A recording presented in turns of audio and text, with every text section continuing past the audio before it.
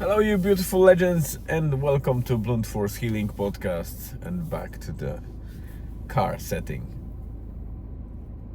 Yesterday's episode was recorded kind of in the forest, and apologies for the low light, but it was already well past sunset.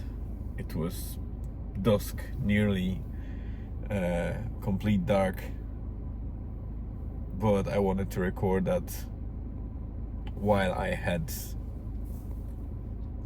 still everything in my head and could talk properly, because it's very difficult later on to remember everything that happened on particular day.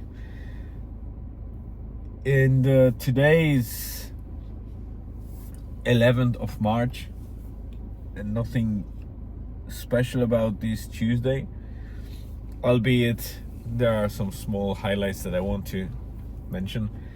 So it was generally a fairly dull day. The only thing that we did together was a walk at Merva, and this time it was a sunny weather with some clouds. We were so hoping to enjoy that sunny spell, and I even went barefoot on the beach. So we did our 5k on our beautiful sand, golden sand in Merva.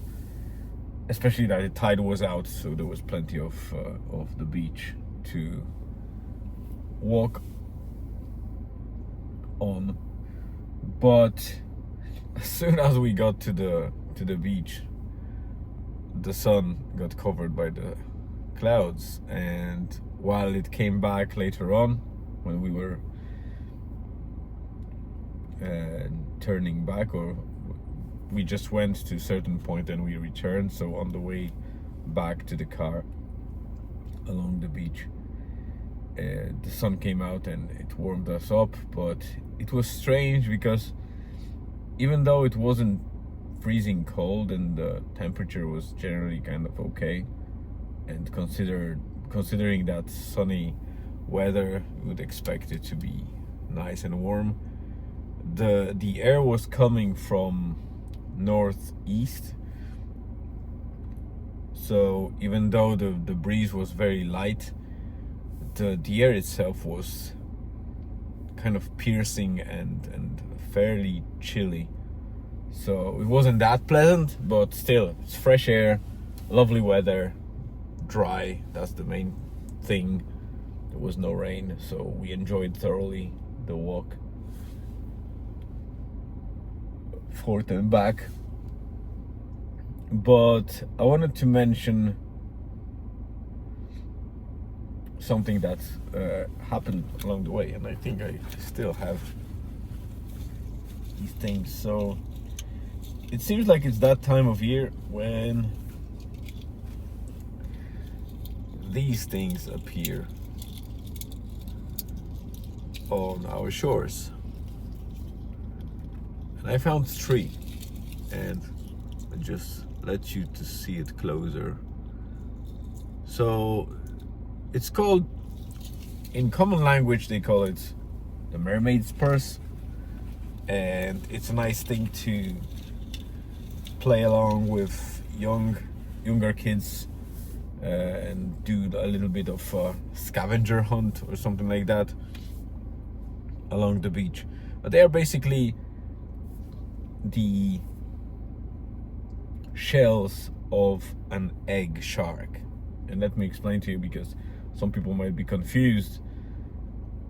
You would think that sharks are giving birth similar to mammals, so they don't lay eggs. But yeah, there are specific sharks in the whole family of sharks that actually lay eggs, and to that family also belong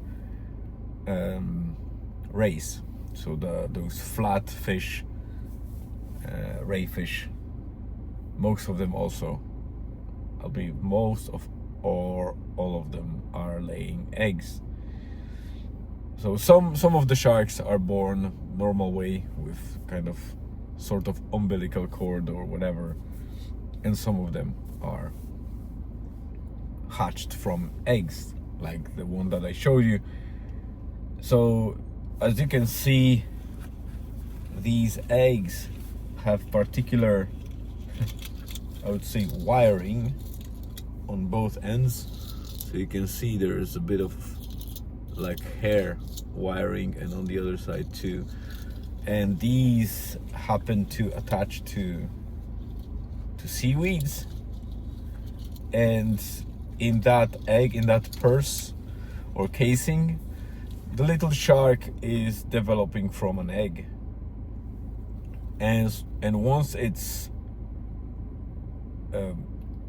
developed enough to start swimming by itself, then that purse breaks at one end and little shark goes out to the wild, and the purse or the casing stays attached to the seaweed, and then it's washed ashore very often, and that's how we find it. So this particular casing belongs to small spotted cat shark. They are smaller sharks, more of the bottom feeders, kind of. Well, they hunt a little bit more than just bottom stuff, but they are one of those fish that are very close to the bottom, and they like shallow waters to breed. And because Donegal Bay in general has a lot of shallow areas, and the Merva beach is very close to a very shallow area,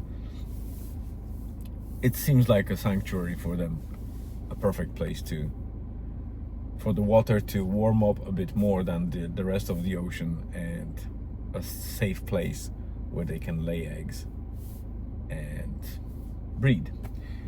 So this is the highlight of today. The small spotted cat sharks are back, and because I found the 3 casings, I suspect there is more to come. It's a nice sign of spring coming in and new life being born out of it. So the cycle, the nature cycle, continues. The weather improved here, so tables turned. Now the European mainland and Portugal and Spain are getting a lot of storms and weird anomalous weather, as well as big cyclone Alfred that hit Gold Coast of Australia near Queensland and those regions, which I hope that most of people are safe. Well, I would love to say all people are safe, but I'm sure there are unfortunate victims of that, and there's a lot of damage. The Gold Coast beaches are one of the damages in terms of natural resource or heritage that cannot be restored easily. Buildings can be taken down and rebuilt quickly, but those beautiful golden beaches that were created over decades or hundreds of years are now gone, and the sand was taken by the ocean and by the cyclone, and it looks quite eerie and surreal, but that's how Earth works and nature. All these systems and cycles are up to nature, not up to us to manage. And however we try to manage it and develop different technologies or things like weather control or cloud seeding, which are fairly successful techniques to do certain localized stuff, these things, I don't think they will be ever on a scale that would impact Earth as such. And if they will, then I think we will have bigger problems than seeding clouds. So that's it for today. Thank you very much for tuning in. Have a great rest of the day or afternoon or evening, wherever you are on this beautiful and amazing planet. Stay tuned and see you again tomorrow.